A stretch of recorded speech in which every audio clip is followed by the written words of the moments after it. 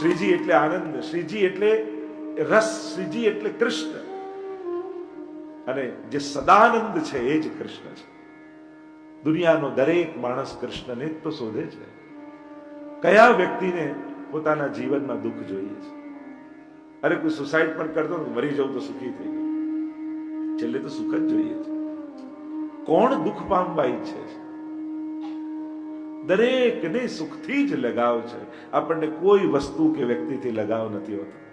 કારણ કે એ જ વ્યક્તિ જો દુઃખ આપવા લાગે તો છોડી દઈએ, એ જ વસ્તુ દુઃખ આપવા લાગે તો છોડી દઈએ.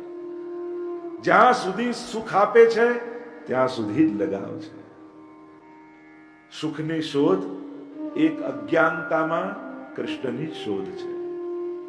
હા, આપણે જાણતા નથી કે કૃષ્ણને શોધવા નીકળ્યા છે. એટલે કૃષ્ણની શોધ છે, પણ આંખે પાટા બાંધી, અજ્ઞાનતા સહિત. સત્સંગમાં આવીએ એટલે પાટા ખુલી જાય. ગુરુદેવ જ્ઞાનનું અંજન આંખમાં આંજે, ફરી પ્રકાશ પથરાય, સમજી જવાય કે આ સુખની શોધ એ તો શરૂઆત હતી. મેળવવા તો આનંદ માંગુ છું, અને આનંદ એ કૃષ્ણનો પર્યાય છે. આનંદનો સોર્સ એ પૂર્ણાનંદ એ શ્રી કૃષ્ણ છે. એટલે દુનિયાનો દરેક માણસ કૃષ્ણને શોધી રહ્યો છે. પણ પરિચય ન હોવાને કારણે, જાણ ન હોવાને કારણે જ્યાં જ્યાં એ કૃષ્ણનો આભાસ દેખાય સુખ રૂપે, આનંદ રૂપ વ્યક્તિનો પડછાયો સુખ છે. પણ પડછાયો ક્યારે કોઈ પકડી શકતું નથી. એક બાળક બહુ જીદ કરતો હતો અને મા એને વળતી જાય, મારતી જાય. એટલામાં એક સંત નીકળ્યા. એમને કહ્યું કે બાળકને વડો છો કેમ, મારો છો કેમ? કે જો એનો કેવો જીદે ચડ્યો છે, શું જીદ કરે છે? મારો પડછાયો પકડો છે. પડછાયો કેમ પકડાય? જેમ આગળ પકડવા જાય, બે ડગલા ચાલે તો પડછાયો આગળ જતો રહે. માનતો જ નથી, રડે જાય છે એટલે મારું છે. સંતે કહ્યું ચિંતા ન કરો, હું પકડાવી દઈશ. શું કરું? બાળક પાસે આવ્યા ને કહ્યું લે તારી ચોટી પકડ. ચોટી પકડી કહ્યું હવે પડછાયાને જો. તો દેખાયું જાણે પડછાયો એને પકડી લીધો. આનંદ મેળવવા માટે આપણે બધાએ આપણી જ ચોટી પકડવાની જરૂર છે. બાકી ક્યાંય કોઈને સુધારવાની, બદલવાની આ જે પ્રયાસો ચાલે છે ને, મહેનત ચાલે છે ને સુખ મેળવવાના, એ વધારે ને વધારે દુઃખ ઉપજાવનારા જ હોય છે. અશોચ્યાનન્વ શોચસ્ત્વમ પ્રજ્ઞાવાદાંશ ભાસસે ગતાસુ ન ગતાસુશ્ચ નાનું સોચંતી પંડિતા. ગીતાજીમાં પણ ભગવાને કહ્યું ને, શોક છે નો. જે નાશવંત છે એ તો દુઃખ આપશે જ. સુખ અને આનંદ માટે તો શાશ્વત પાસે જ જવું પડશે. અને શાશ્વત એ કેવલ ભગવાન અને ભગવાનનું નામ છે, ભગવાનની કથા છે.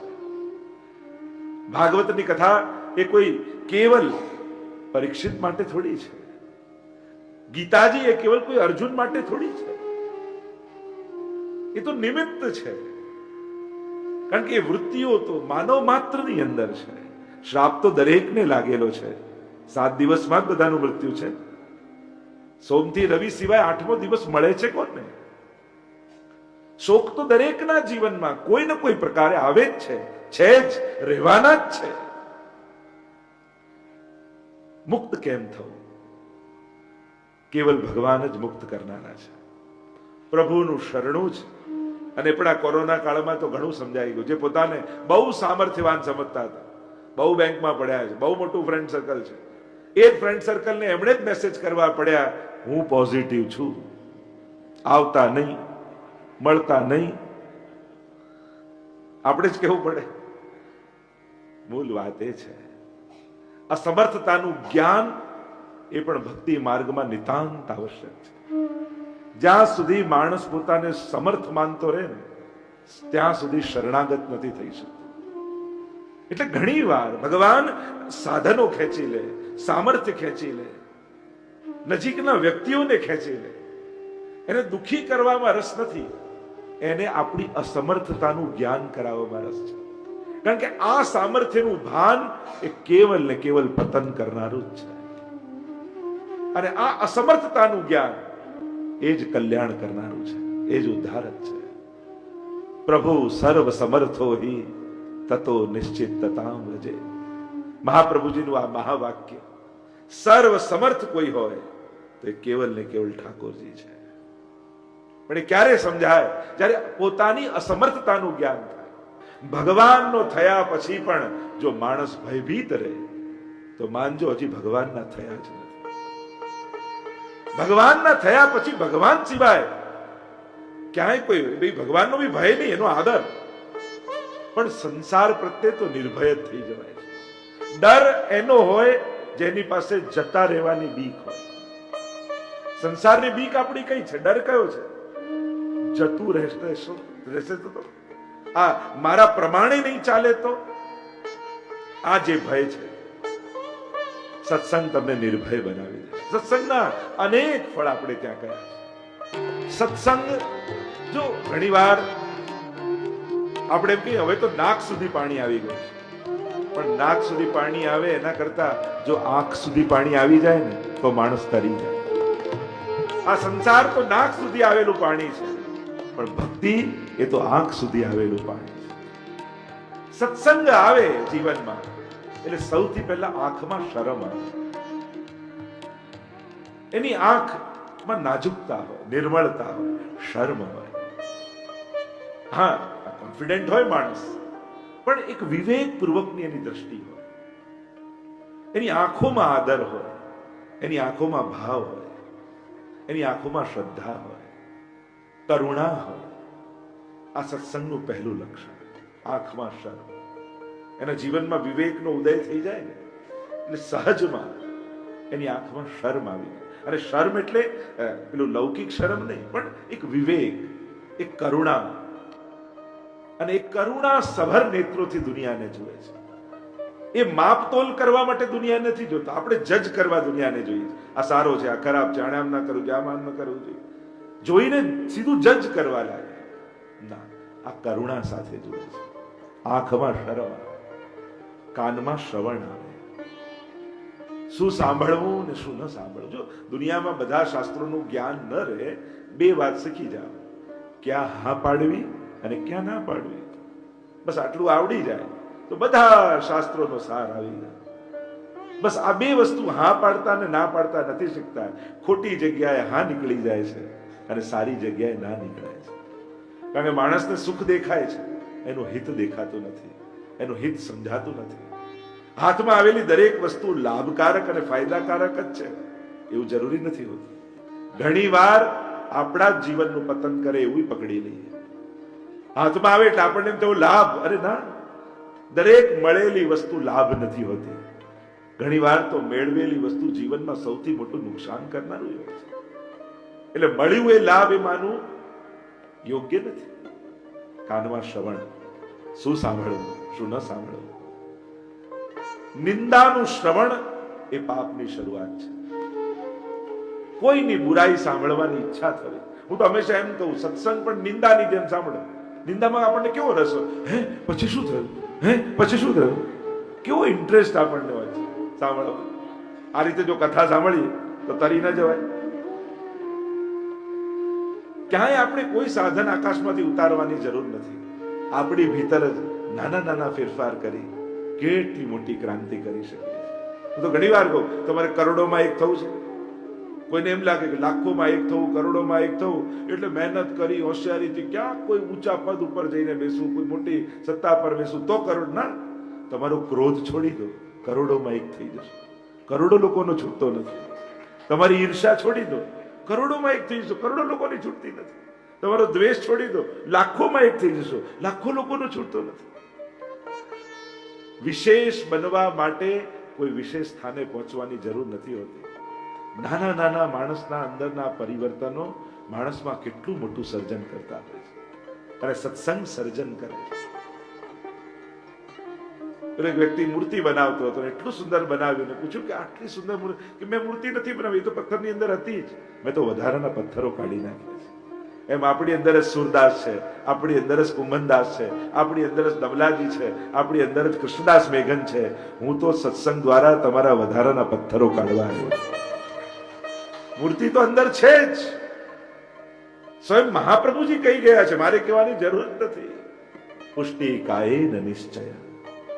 ઠાકોરજીએ તમને શ્રીઅંગની સૃષ્ટિ રૂપે પ્રગટ કર્યા છે. એ મહાપ્રભુજીની આજ્ઞા છે, એમની વાણી છે, એમના વચન છે. મહાપ્રભુજીનું એક નાનું વચન મિથ્યા નથી, વધારાનું નથી. એ એટલું જ મહત્વનું છે જેટલે ગીતાજીમાં ભગવાને કહેલા મહાવાક્ય. ષોડશ ગ્રંથનું એક વાક્ય પણ સાધારણ નથી. ઘણીવાર આપણે એમ કહીએ આ જગ્યાએ મહાપ્રભુજી બહુ સારી વાત, મહાપ્રભુજી તો બધી જગ્યાએ સારી વાત જ કરી. આપણને ઘણીવાર સારી વાતો બહુ મોડી સમજાતી હોય છે. વાતો તો ઘણી સારી હોય છે, સમજમાં મોડી આવતી હોય છે. એમ કહેવાય કે હા, હવે આ સારી વાત મને સમજાય. માણસ જ્ઞાનથી ન સમજે ને તો ભગવાન સંજોગોથી સમજાવવા લાગે. પછી જેમ ઉપદેશથી માણસ ન સમજે તો પછી સંજોગો એવા થવા લાગે કે માણસના જીવનના સંજોગો એને સમજણ આપવા લાગે. આવી ઘટના ઘટી, આમ ઘટના ઘટી, આમ થઈ ગયું, પેલું થઈ ગયું. પણ આ જીવન પણ એક શિક્ષણ જ છે ને. પેલો શિક્ષક ભણાવ્યા પછી પરીક્ષા લે, અને ભગવાન પરીક્ષા લઈને ભણાવે છે. બસ ફરક એટલો છે. શિક્ષકો આખું વર્ષ ભણાવે પછી પરીક્ષા લઈને ઉત્તીર્ણ કરે, અને જીવનની શિક્ષક એવો છે પ્રતિપલ પરીક્ષા લઈને આપણને ભણાવતા જાય. જીવનમાં રોજ એક નવી પરીક્ષા હોય છે ને. આપણે એક ક્યાંક અઘરો પ્રશ્ન હોય ને ક્યાંક સરળ પ્રશ્ન હોય, ક્યાંક ઓપ્શનલ હોય, ક્યાંક ટીક કરવાનો હોય, ક્યાંક નિબંધ લખવાનો હોય. જવાબ આપવાના પ્રકાર જુદા જુદા હોય છે. બાકી દરેક પ્રશ્નોના ઉત્તર આપણા માટે તૈયાર રહેવું જ પડે છે માણસ. અને સંસારીઓ જ બહુ મોટા તપસ્વી છે.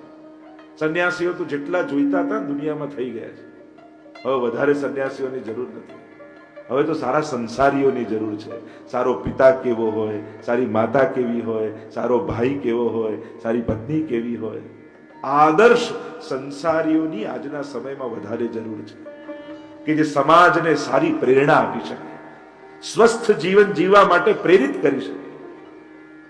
એટલે હું તો ઘણી વાર જ્ઞાતિવાળાઓને બી કહું, જ્ઞાતિમાં તમે બિઝનેસમાં સફળ થાય એને એવોર્ડ આપો છો, પણ સંસારમાં જે સફળ થયો, આ એક આદર્શ પિતા તરીકે જીવ્યો તેને એનો એવોર્ડ આપો. આ એક આદર્શ વહુ તરીકે ઘરમાં રહે છે એને વહુ તરીકે એવોર્ડ આપો. સ્વસ્થ સામાજિક જીવન બને એ પણ નિતાંત આવશ્યક છે. તો સત્સંગની જે વાત કરી રહ્યા છે શ્રવણ, સત્સંગ જીવા ઉપર સ્મરણ આપે. આ જીવા કેટલું બોલતી, અક્ષરો તો કોઈ બદલાતા નથી. આ દુનિયાની આશ્ચર્ય કેવી છે, ડિક્શનરીમાં નથી એવા શબ્દો બધા કેવા શીખી જાય છે. શ્લોકો બેસાડીને ગુખાવવા પડે, ગાળ કોઈને ગુખાવી પડે? બેટા 4-5 શીખી લે, ઝઘડો થશે તો કામ લાગશે. કોઈને બેસાડીને ભણાવવું પડે છે. કેવા શીખી જઈએ છે. પણ કક્કો બારકડીમાંથી કોઈ બહારનો અક્ષર છે, એને જ કઈ રીતે ગોઠવો છો, એના પરથી જ કેવું સર્જન થાય છે. વાણીમાં સ્મરણ, બીજું કાંઈ ન થાય ને, રોજ 11 વાર શ્રી કૃષ્ણ શરણમમાં બોલો. બહુ મોટી ક્રાંતિ જીવનમાં થશે. નાની વસ્તુને નાનું ન માનો. તમને 11 વાર નાનું લાગે છે, પણ ભગવાનનું એક વાર લીધેલું નામ પણ નાનું નથી. આ વાત જ્યારે સમજાઈ જશે ત્યારે એ નામની મહત્તા ખબર પડશે. આપણે 11 વારથી શું થાય? અરે એક વાર પણ કાફી છે. ગજેન્દ્રએ કેવલ હે હરી કરીને પુકાર કર્યો, ગરુડ પર સવાર થઈને પરમાત્મા દોડ્યા છે. અજામિલે નારાયણ નામનો પુકાર કર્યો, પ્રભુએ પાર્ષદોને મોકલ્યા છે. અને એટલા માટે કોઈ પણ ભગવત કાર્યને નાનું નહીં માનવું. એને ટાઈમ ઉપર નહીં જોવું કે 5 મિનિટ જેને કર્યું એ નાનો ભક્ત અને 1 કલાક કરે છે મોટો ભક્ત. આ આપણી ગેરસમજ છે. ભગવાનના કાર્યોને લૌકિક બુદ્ધિથી મૂલ્યાંકન કરી જ ન શકાય. તો જે 24 કલાક કરે મોટો ભક્ત, જે 10 કલાક કરે એનાથી નાનો, 5 કલાક કરે, તો ટાઈમ ઉપર ભક્તિ હોય. મોટો ભક્ત એ હોય જે રિટાયર્ડ થઈ ગયો, આખો દિવસ હવેલીના ઓટલા પર બેઠો રહે, એ મોટો ભક્ત. ને જે યુવાનો આખો દિવસ ઓફિસમાં દોડાદોડ કર્યા કરે કમાવા માટે, ઘર ચલાવવા માટે, શું એ ભક્ત ન થઈ શકે? એને ભક્ત ન કહેવાય. 84-252 માં તો ઘણા એવી વાર્તા આવે છે, મજૂરી કરતા, કામ કરતા, આખો દિવસ કામમાં રહેતા, તોય એમના નામ 84-252 માં છે. વધારે ટાઈમ આપે મોટો ભક્ત નહીં, લાઈફમાં વધારે ભગવાનને ઇમ્પોર્ટન્સ આપે એ મોટો ભક્ત છે. કેટલો સમય આપો છો એ મહત્વનું નથી, કેટલું મહત્વ આપો છો ભગવાનને જીવનમાં. જીવનના ડગલે ને પગલે ભગવાનનું ઇમ્પોર્ટન્સ માનીને ચાલો છો, એનાથી તમારા ભક્તપણાનું નક્કી થાય છે. ભક્તપણું એનાથી નક્કી થાય, સમયથી નહીં. પ્રભુ કાલમાં બંધાયેલા છે જ નહીં. કાલાધિકો કૃષ્ણ, એ તો કાલથી પર છે. અને એટલા માટે એને કાઉન્ટિંગ યા ઘડિયાળ કે આવા જે પ્રયોગો છે જેનાથી આપણે માત્રા વધારે ચકાસીએ છીએ. હવે વિચાર કરો, તમે માત્રાનું જ હોય અને બીજા કરતા તમે 1 લીટર યમુના જલ વધારે પી જાઓ તો યમુનાજીની વધારે તમારા પર કૃપા થાય. એવું હોય? અહીંયા મુંબઈમાં તો એવું નથી ને. બીજા કરતા 56 ભોગનો 1 કિલો પ્રસાદ વધારે ખાઈ ગયા, વધારે કૃપા થાય. આવું જોખવાનું હોય, આવી માત્રા ભક્તિ. મૂળ વાત સમજો, મહત્તા સ્વીકારી છે અને મહત્તા માનીને લીધેલું એકવાર પણ નામ એ બહુ મોટું કામ કરે છે આપણા જીવનમાં. એટલે યુવાનો બેઠા હોય તો કહીશ, ભલે કોઈ એમ કે તું તમે બહુ બેસતા નથી, આમ કરતા નહીં, પણ હા તમારા જીવનમાં જવાબદારી છે. પણ નાના નાના સંકલ્પો તો કરી શકો ને. હા, નાયા પછી ઠાકોરજીના મંદિર હોય, પગે લાગીને 11 વાર શ્રી કૃષ્ણ શરણમ બોલીને કહીશ. અને આને નાનું ન માનતા, આ તમારી ભક્તિ છે. તમારી ભક્તિ નાની કેમ હોઈ શકે? આ તમારી ભક્તિ છે. જે 2 કલાક કરે છે એની ભક્તિ છે, જે 10 કલાક કરે છે એની ભક્તિ છે. એમ તમારું 11 વાર લીધેલું નામ પણ તમારા માટે તો બહુ મોટું છે. ગામ વાળા ભલે નાનું એને કે 11 વાર અષ્ટાક્ષર શું થાય, 1 માળા તો કર. પણ 11 વાર લેશો ને ભાવથી, ઠાકોરજી જેવી પ્રેરણા કરશે કે 1 માળા કરતા થઈ જશે. 1 માળા ભાવથી કરશો તો ઠાકોરજી જેવું કરશે કે સેવા કરતા થઈ જશે. સેવા કરતા થશો તો ઠાકોરજી જેવું કંઈક કરશે, સખડી ભોગ ધરતા થઈ જશે. શરૂઆત તો થાય છે ને. પહેલું બટન શર્ટનું બરાબર લાગે ને તો બાકી બધા બરાબર લાગી જાય. તો પહેલું ખોટું લાગ્યું ને તો બધા જ ખોટા લાગે. એમ જીવનની શરૂઆત, દિવસની શરૂઆત, દિવસથી જ જીવન બને છે. દુનિયામાં શાંતિ થાય માણસ કે, પણ દુનિયાની શાંતિની શરૂઆત ક્યાંથી થાય? માણસના મનથી. તમે શાંત હશો તો પરિવારને શાંત રાખી શકશો. પરિવાર શાંત હશે તો કુટુંબને શાંત રાખી શકશો. કુટુંબ શાંત હશે તો સોસાયટી શાંત હશે. સોસાયટી શાંત હશે તો ગામ શાંત હશે. ગામ શાંત હશે તો રાજ્ય. એમ કરતા કરતા જે વિશ્વમાં શાંતિ ઈચ્છતો હોય એને પહેલા પોતે શાંત રહેતા શીખી જવું. પોતે તો ટેન્શનમાં ફરતો હોય, ચિંતા કોની હોય? આ રશિયા અને યુક્રેન નું શું થશે? હમણાં રશિયા ચાલતા હતા વરી ખેલમાં. મેં કીધું રશિયા યુક્રેન કરો, એ તો રશિયા ફૂલપાક કરો તો થરી જશો.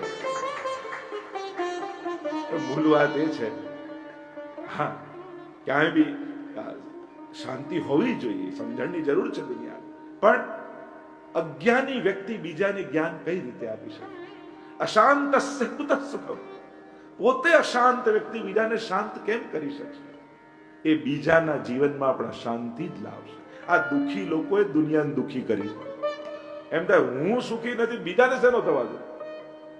અને એટલા માટે દુનિયામાં ઉઘાડાને કપડા આપનારા બહુ છે, દવાને બીમારને દવા આપનારા બહુ છે, ભૂખ્યાને રોટલો આપનારા ઘણા છે. પણ સુખીને જોઈને સુખી થનારા કેટલા દુનિયામાં જોઈ શકાય છે?